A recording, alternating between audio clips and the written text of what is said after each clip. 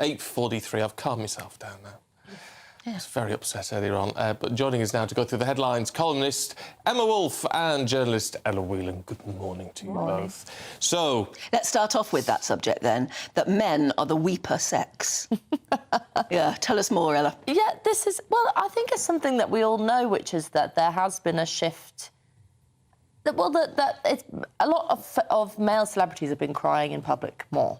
So there's a kind of new study out. There's 1,000 men and 1,000 women found that 69% of men admitted crying compared to 71% of women. So pretty much exactly the same. So the kind of old idea that it's women are very emotional and men are very stiff upper lip is sort of being broken down. Yeah. But the interesting thing is that I think most of us know that even your sort of strong, silent type is able to... most men are probably able to express their emotions in the privacy of their own home with their loved one or whatever. I remember seeing my father cry at his mother's funeral, the only time he ever did, in the moments that matter.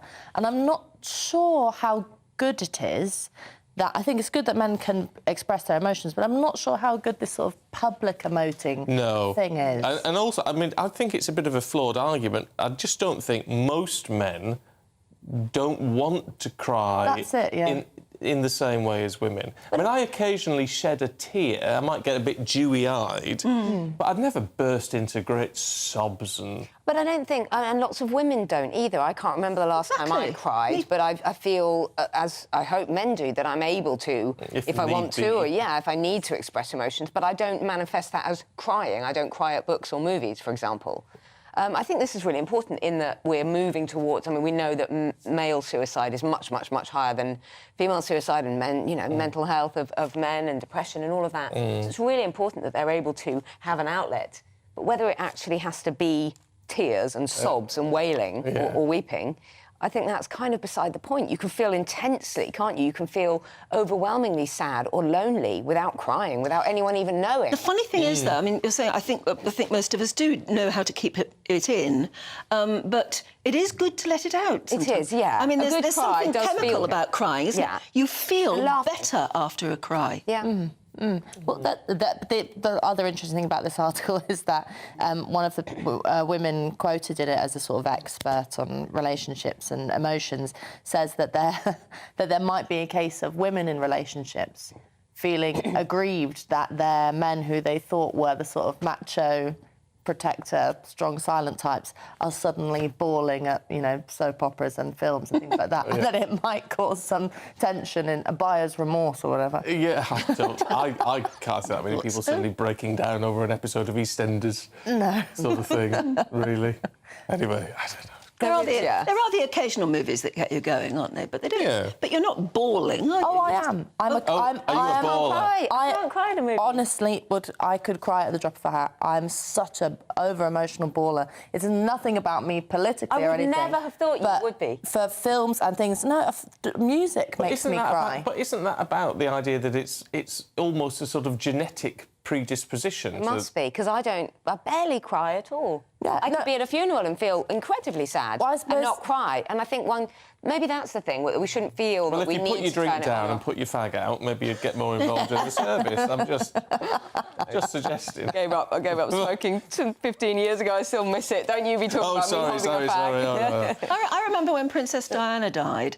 I was in America, actually, so I was watching it from my bed. I was literally sitting in bed watching it all, and I cried my eyes out that Did day. you? Yeah. Yeah, I think there were some public events and big weddings and the coronation made me feel quite... I think there are some of those which are very stirring. I cried when Hillary Clinton lost the election. Did you? I was in the car coming here. Was it coming here? No, it must have been going to another place. And I sat in the back of the car and I thought, oh, that's not... And I really got really upset at the news. Please don't email in about that. No. I'm just saying. If only we have a lot of people who cheered watching. Well,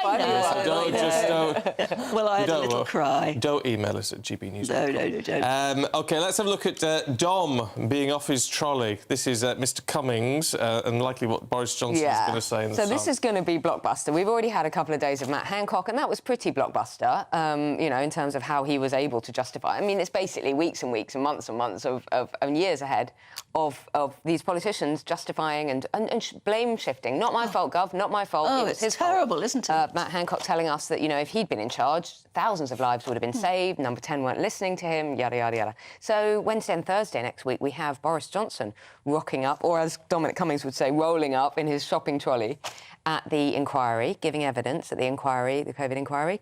And obviously Dominic Cummings, back in November, was saying Boris Johnson's like a trolley. He veers from one position to the next. He's inconsistent. 1 minute he wanted to open up, then the next minute he was in favour of lockdown. So Boris Johnson will get his chance this week.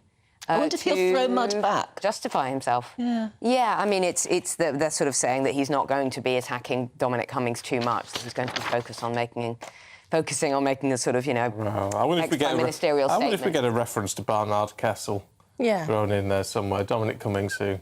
Well, it would be too delicious not to. I mean, there's this has become like a political soap opera in many ways, which is depressing for those of us who actually care about what happened during those hellish years.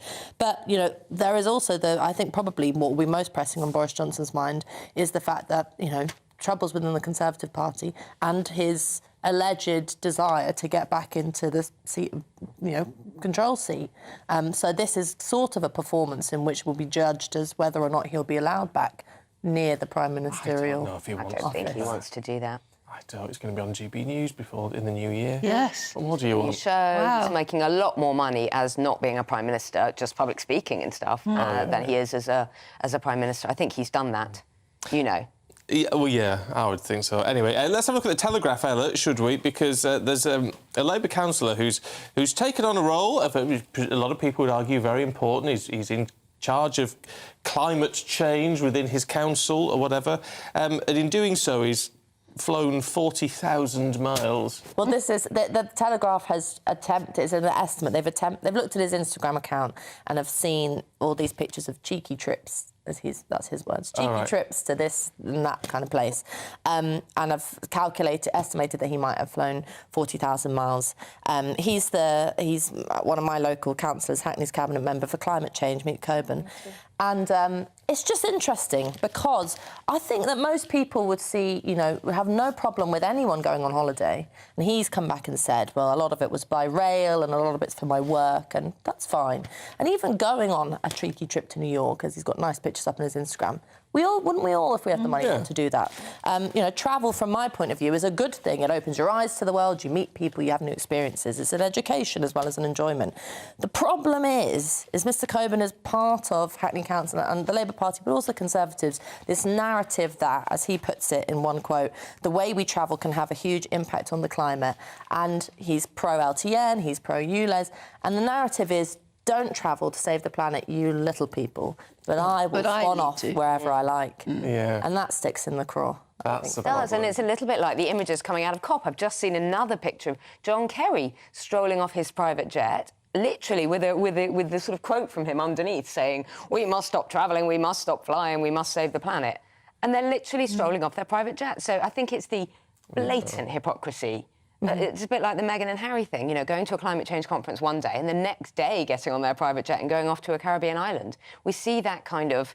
flying off to a concert. Yeah, to a concert or something really that's just a kind of, celebrity jolly. And then you have conversations about how terrible it is that your average family wants to go to Malaga on their summer holidays. One holiday a year. Yeah, and there's... To Europe. There is a class dynamic to all of this, which is that, of course, if I go off on my fancy conference with all the sort of delegates, and that's very important, but if you want to go to Benidorm for a week... You want to get crammed at the back of an EasyJet plane. It's not fun. You're doing something wrong. Yeah, exactly. I know, I stopped feeling guilty years ago when I squeezed when one has into the my occasional EasyJet, holiday, exactly. Flying to Alicante, and you just think, I'm not going to feel guilty about this. No, it's an ordeal. It's an ordeal. It is an ordeal. And if we didn't have to fly to local sort of Spanish hotspots in Europe, we probably wouldn't if we could get there some other way. Yeah. We've got a minute left. Let's have a quick hello, Emma. Oh, yeah, this is a nice one, because we've talked about loneliness quite a few times. And this is just, it's an obvious story. It's in the Mail on Sunday. Saying hello to happiness by chatting to strangers, and how the simplest interactions, even just saying hello to someone in the supermarket, in the street, can really boost. And you know that feeling when you're just low or you're feeling a bit lonely or whatever. and you just get talking to someone that you don't know, and it's about nothing, and then you move on with your day, but you somehow walk off with a spring in your step. And so this is just the loneliness. And actually, funnily enough, at present, just as we anticipate Christmas, it's easier to do to say Happy Christmas to somebody than you might any other time of the year just say hello. It's actually, there's a smile and a Happy Christmas. Someone buying their mince pies. It's easier to do. And I don't know about you, but I find having a kid has made just people lean in the buggy and you suddenly are talking to everyone. It's a really wonderful thing that opens you up to the world. So. Yeah, and I tell you what, people on the street as well, people who are homeless, asking for money and things, and if you haven't got any money, because I rarely have any cash on me, just say, oh, I'm sorry, but you know, just you all right? acknowledge that they are a person too, because that walking past and literally treating someone as though they're invisible, I think, is one of the worst parts. So have a lovely day and say Happy Christmas to somebody today. Thank you, ladies, very much indeed. It's been a pleasure this morning. We've got your weather forecast now with Ellie Glazer.